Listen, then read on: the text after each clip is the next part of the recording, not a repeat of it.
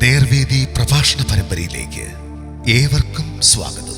സുവിശേഷകൻ കുഞ്ഞുമോൻ തോട്ടപ്പള്ളി ഇപ്പോൾ നിങ്ങളുമായി ദൈവവചനം പങ്കുവെക്കുന്നു.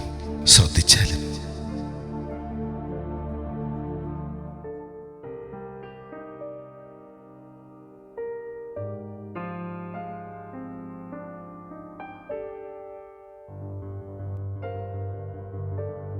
യേശുവിന്റെ അടുക്കൽ വന്ന യുവാവ്. ദൈവനാമത്തിന് മഹത്വം ഉണ്ടാകട്ടെ. മത്തായി എഴുതിയ സുവിശേഷം 19-ാം അധ്യായത്തിന്റെ 16 മുതൽ 22 വരെ ഞാൻ വായിക്കുന്നത് ശ്രദ്ധിച്ചാൽ. അനന്തരം ഒരുത്തൻ വന്ന് അവനോട്, ഗുരു, നിത്യജീവനെ പ്രാപിപ്പാൻ ഞാൻ എന്ത് നന്മ ചെയ്യണം എന്ന് ചോദിച്ചതിന് അവൻ, എന്നോട് നന്മയെക്കുറിച്ച് ചോദിക്കുന്നത് എന്ത്? നല്ലവൻ ഒരുത്തനേ ഉള്ളൂ. ജീവനിൽ കടപ്പാൻ ഇച്ഛിക്കുന്നുവെങ്കിൽ കൽപ്പനകളെ പ്രമാണിക്ക എന്ന് അവനോട് പറഞ്ഞു. ഏത് എന്ന് അവൻ ചോദിച്ചതിന് യേശു അവനോട്, കൊല ചെയ്യരുത്, വ്യഭിചാരം ചെയ്യരുത്, മോഷ്ടിക്കരുത്, കള്ളസാക്ഷ്യം പറയരുത്, അപ്പനെയും അമ്മയും ബഹുമാനിക്ക, കൂട്ടുകാരനെ നിന്നെപ്പോലെ തന്നെ സ്നേഹിക്ക എന്നിവ തന്നെ എന്ന് പറഞ്ഞു. യൗവനക്കാരൻ അവനോട്, ഇതൊക്കെ ഞാൻ പ്രമാണിച്ച് പോരുന്നു, ഇനി കുറവുള്ളത് എന്ത് എന്ന് പറഞ്ഞു. യേശു അവനോട്, സൽഗുണപൂർണ്ണൻ ആകുവാൻ ഇച്ഛിക്കുന്നുവെങ്കിൽ നീ ചെന്ന് നിനക്കുള്ളത് വിറ്റ് ദരിദ്രർക്ക് കൊടുക്കാം, എന്നാൽ സ്വർഗത്തിൽ നിനക്ക് നിക്ഷേപമുണ്ടാകും, പിന്നെ വന്ന് എന്നെ അനുഗമിക്ക എന്ന് പറഞ്ഞു. യൗവനക്കാരൻ വളരെ സമ്പത്തുള്ളവനാകിയാൽ ഈ വചനം കേട്ട് ദുഃഖിച്ച് പൊയ്ക്കളഞ്ഞു.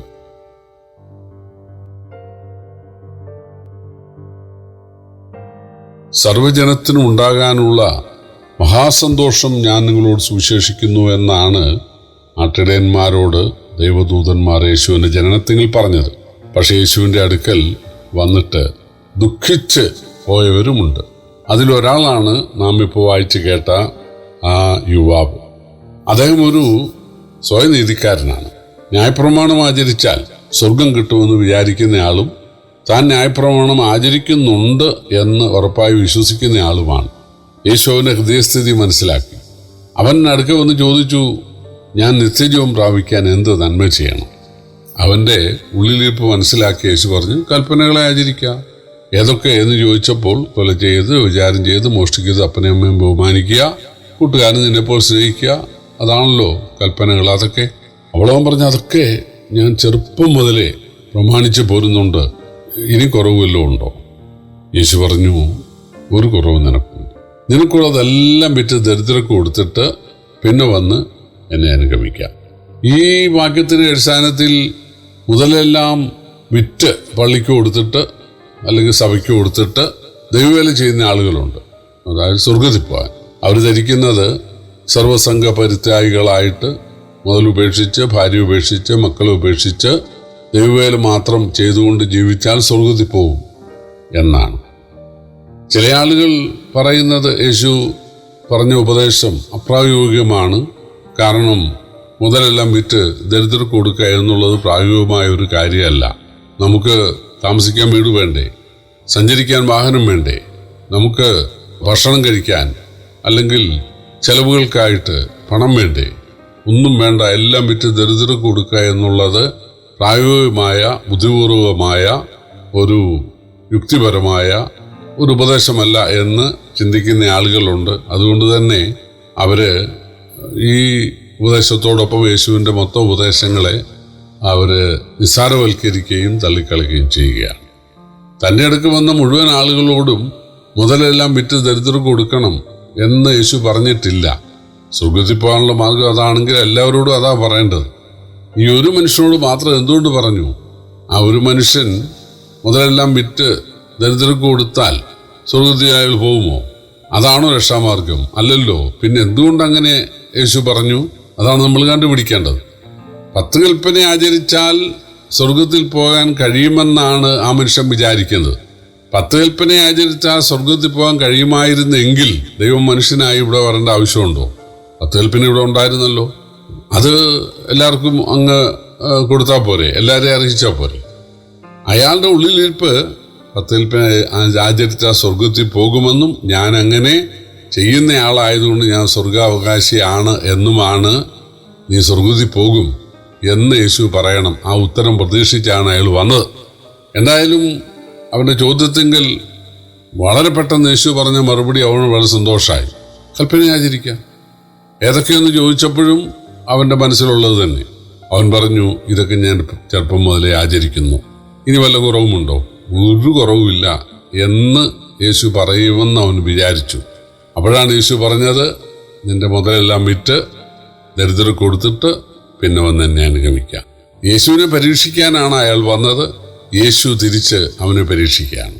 എന്ന് പറഞ്ഞാൽ, നീ എന്നോട് പറഞ്ഞത് കൽപ്പന അനുസരിക്കുന്നു എന്ന് പറയുന്നത് ശരിയല്ല. ആ കൽപ്പന ആചരിക്കാനായിട്ട് സാധിക്കത്തില്ല. കൽപ്പന ആചരിച്ചാരും സ്വർഗത്തിൽ പോയിട്ടില്ല, ഇനിയോട്ട് പോവുകയില്ല. കാരണം മനുഷ്യന് 10 കൽപ്പന പൂർണ്ണമായിട്ട് ആചരിക്കാൻ പറ്റുകയില്ല. പലതും പറ്റുമായിരിക്കും. കൊല ചെയ്യാതിരിക്കാൻ പറ്റുമായിരിക്കും, വ്യഭിചാരം ചെയ്യാതിരിക്കാൻ പറ്റുമായിരിക്കും, മോഷ്ടിക്കാതിരിക്കാൻ പറ്റുമായിരിക്കും, കള്ളസാക്ഷ്യം പറയാതിരിക്കാൻ പറ്റുമായിരിക്കും, അപ്പനെയും അമ്മയും ബഹുമാനിക്കാൻ പറ്റുമായിരിക്കും. അതൊക്കെ സാധിക്കുമെങ്കിലും ഒരു കൽപ്പനയുടെ കാര്യത്തിൽ എല്ലാവരും പരാജിതരാണ്. മോഹിക്കരുത്. കൂട്ടുകാരൻ്റെ കാളയോ കഴുതയോ അവൻ്റെ ഭാര്യയോ അവനുള്ള യാതൊന്നും മോഹിക്കരുത്. മോഷ്ടിക്കരുതെന്നല്ല, അതെനിക്ക് കിട്ടിയാൽ കൊള്ളാമെന്ന് നീ ആശിക്കരുത്. അതാണ് റോമാലേഖനത്തിൽ 7-ാം അധ്യായത്തിൽ പൗലോസ് പറയുന്നുണ്ട്. മോഹിക്കരുതെന്നുള്ള ഒരൊറ്റ കൽപ്പന എന്നെ ശാപഗ്രസ്തനാക്കുന്നു, നരകാവകാശിയാക്കുന്നു. പക്ഷെ ഈ മനുഷ്യൻ, ഈ യുവാവ് യേശുവിൻ്റെ അടുക്ക വന്ന് പറഞ്ഞത്, ഞാൻ ചെറുപ്പം മുതലേ ഇതൊക്കെ അനുസരിച്ച് വരുന്നു എന്നാണ്. അവൻ അനുസരിക്കുന്നില്ല എന്ന് തെളിയിക്കാൻ വേണ്ടിയാണ് യേശു പറഞ്ഞത്, മുതലെല്ലാം വിറ്റ് ദരിദ്രർക്ക് കൊടുത്തിട്ട് എന്നെ അനുഗമിക്കാം എന്ന് പറഞ്ഞാൽ, ഇവൻ പറഞ്ഞത് എന്താണ്? ഒന്നാമത്തെ കൽപ്പന, ദൈവത്തെ പൂർണ്ണതയോടും പൂർണ്ണാത്മാവോടും പൂർണ്ണ മനസ്സോടും പൂർണ്ണ ശക്തിയോടും കൂടി സ്നേഹിക്കുക. അതായത് മുതലിനെ അല്ല. അപ്പം ഞാൻ പറഞ്ഞതുപോലെ മുതലിനെ അല്ല, സ്വത്തിനെ അല്ല, ഞാൻ ദൈവത്തെയാണ് പൂർണ്ണതയോടെ സ്നേഹിക്കുന്നതെങ്കിൽ എന്ത് ചെയ്യണം? സ്വത്ത് വിൽക്കണം. രണ്ടാമത്തെ എന്താണ്? അല്ലെങ്കിൽ 10 കൽപ്പനയുടെ ചുരുക്കം 2 കൽപ്പനയാണല്ലോ. അതിൽ രണ്ടാമത്തെ എന്താണ്? കൂട്ടുകാരൻ നിന്നെ പോലെ സ്നേഹിക്കുക. അവൻ കൂട്ടുകാരനെ തന്നെ പോലെ തന്നെ സ്നേഹിക്കുന്നവനാണെങ്കിൽ എന്ത് ചെയ്യണം? അവൻ്റെ മുതൽ അവൻ ദരിദ്രർക്ക്, കൂട്ടുകാരന്, അയൽക്കാരന്, ദരിദ്രന്, ആവശ്യക്കാരന് കൊടുക്കണം. പക്ഷേ അവൻ വളരെ സമ്പത്തുള്ളവനാകിയാൽ അവനതിന് തയ്യാറായില്ല. വസ്തു വിൽക്കാനോ ആ വസ്തു മറ്റുള്ളവർക്ക് കൊടുക്കാനോ അവൻ തയ്യാറായില്ല. അവന് മനസ്സിലായി, ഞാൻ പറഞ്ഞത് സത്യമായിരുന്നില്ല. 10 കൽപ്പന ആചരിക്കാൻ എനിക്ക് സാധിക്കയില്ല. ശരിയായ അർത്ഥത്തിൽ 10 കൽപ്പന ആചരിക്കാൻ സാധിക്കില്ല. ചിലതൊക്കെ പറ്റും. കൊല ചെയ്യാതെയും വ്യഭിചാരം ചെയ്യാതെയും മോഷ്ടിക്കാതെയും ഒക്കെ ജീവിക്കാൻ സാധിച്ചു എന്ന് വരാം നമ്മുടെ പരിശ്രമം കൊണ്ട്. പക്ഷേ മോഹിക്കരുത്, മറ്റൊരാളുടേത് ആഗ്രഹിക്കരുത്, അതെനിക്ക് കിട്ടിയാൽ കൊള്ളാമെന്ന് ചിന്തിക്കുക പോലും അരുത് എന്നുള്ള ആ കൽപ്പനയുടെ കാര്യത്തിൽ തോൽക്കാത്ത ഒരു മനുഷ്യൻ പോലും ലോകത്തിലില്ല. കാരണം ഒന്നിൽ തെറ്റിയ സകലത്തിലും കുറ്റക്കാരനെന്നാണ്. ഈ മനുഷ്യന് മനസ്സിലായി, ഞാൻ ന്യായപ്രമാണം അനുസരിക്കുന്നവനല്ല, ഞാൻ പാപിയാണ്. അവൻ വളരെ ദുഃഖിതനായിട്ട് യേശുവിൻ്റെ അടുക്കൽ നിന്ന് മടങ്ങിപ്പോവുകയാണ്. പ്രിയപ്പെട്ടവരെ, 10 കൽപ്പന ആചരണം കൊണ്ട് സ്വർഗത്തിൽ പോകാൻ കഴിയുമായിരുന്നെങ്കിൽ ദൈവം മനുഷ്യനായി വരേണ്ട ആവശ്യമില്ല. ദൈവം മനുഷ്യനായി വന്നത് ജഡത്താലുള്ള ബലഹീന നിമിത്തം ന്യായപ്രമാണത്തിന് കഴിയാഞ്ഞതിനെ സാധിപ്പാൻ ആണ്.